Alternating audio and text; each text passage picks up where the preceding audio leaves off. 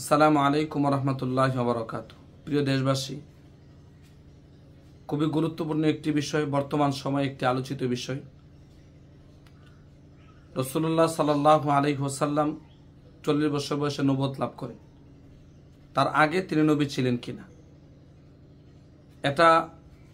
এই আলোচনাটা বর্তমান সময়ে উম্মতের জন্য মোটেও কল্যাণকর নয়, ক্ষতির কারণ। সাধারণ মানুষরা ঈমান হারা হয়ে যাচ্ছে, বিভ্রান্ত হচ্ছে। যাই হোক, যারা বলেছেন রাসূলুল্লাহ সাল্লাল্লাহু আলাইহি ওয়াসাল্লাম নবী ছিলেন না, যথেষ্ট দলিল পেশ করেছেন। যারা বলেন নবী ছিলেন, তারাও দলিল পেশ করেছেন। উভয় সঠিক, তবে সামান্য বোঝা ভুল আছে। আমি অতি সংক্ষেপে আপনাদেরকে স্পষ্ট করে দেই। রাসূলুল্লাহ সাল্লাল্লাহু আলাইহি ওয়াসাল্লাম নবী ছিলেন নবুয়তের আগেও।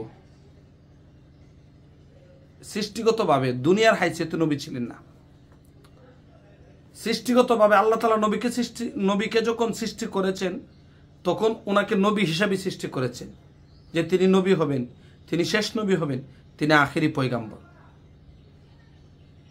এটা নির্ধারণ করে আল্লাহ তাআলা নবীকে সৃষ্টি করেছেন। কারণ রাসূলের অনেক হাদিস থেকে পাওয়া যায়, নবীজিকে জিজ্ঞাসা করা হয়েছিল নবী হওয়া সম্পর্কে, তিনি বলেছেন আদম আলাইহিস সালামের শরীর এবং রূহ যখন আলাদা ছিল তখন আমি নবী ছিলাম। এসব হাদিস সহিহ হাদিস, এগুলা থেকে বোঝা যায় তিনি নবী ছিলেন।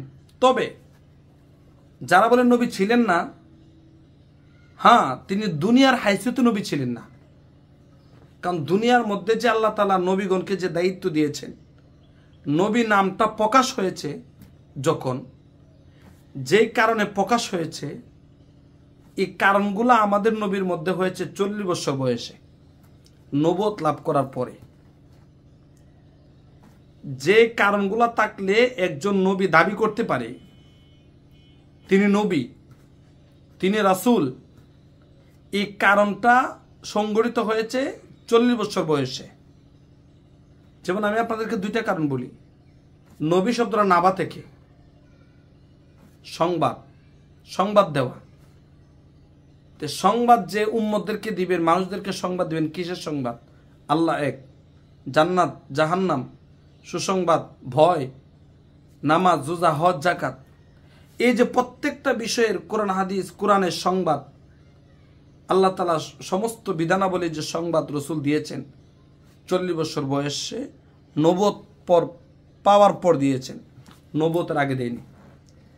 এক্ষেত্রে বোঝা যায় তিনি আগে নবী ছিলেন না, 40 বছর বয়সে নবী হয়েছেন। 2 নম্বর ব্যাখ্যা হলো, নবী তাকে বলা হয় যার কাছে আল্লাহ তাআলার পক্ষ থেকে বার্তাবাহক আসে। 40 বছর বয়সের আগে রাসূলের কাছে বার্তাবাহক আসেনি, কোনো বার্তা নেই। 40 বছর বয়সে এসেছে হেরা গুহায়। এই কথা থেকে সুস্পষ্ট বোঝা যায় যে রাসূল সাল্লাল্লাহু আলাইহি ওয়াসাল্লাম 40 বছর বয়সে নবুয়ত লাভ করেছেন, তার আগে তিনি নবী ছিলেন না।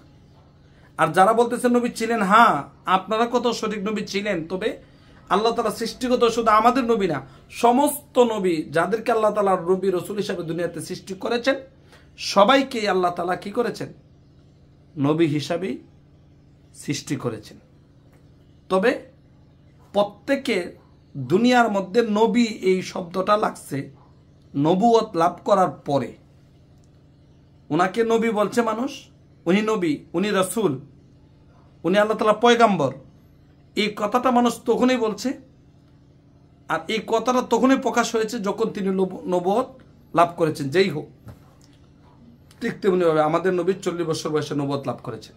তার আগে তিনি সৃষ্টিগতভাবে নবী ছিলেন, কিন্তু দুনিয়ার হাইসিয়তে মানুষদেরকে জাহান্নাম থেকে বাঁচানোর উদ্দেশ্যে সংবাদ দেওয়ার ক্ষেত্রে তিনি কি ছিলেন না? নবী ছিলেন না।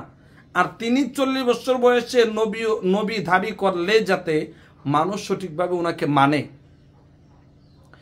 আমাদের রাসূলকে যাতে মানুষ নির্ভুলভাবে নির্দ্বিধায় মানতে পারে, কোনো দুস্তুরুটি যেন না ধরতে পারে, এজন্য আল্লাহ তাআলা 40 বছর পর্যন্ত আমাদের নবীকে ভালো কাজ করার তৌফিক দান করেছেন, যেন আমাদের নবী মাসুম থাকেন, নিষ্পাপ থাকেন, নির্ভুল থাকেন। আল্লাহ তাআলা এইভাবে চলার তৌফিক দান করেছেন 40 বছর বয়স পর্যন্ত। আর 40 বছর বয়স থেকেই বার্তাবাহক নবীজির কাছে পাঠিয়ে নবীজিকে নবী এই কথাটার অজাহাত করে আল্লাহ তাআলা দিয়েছেন।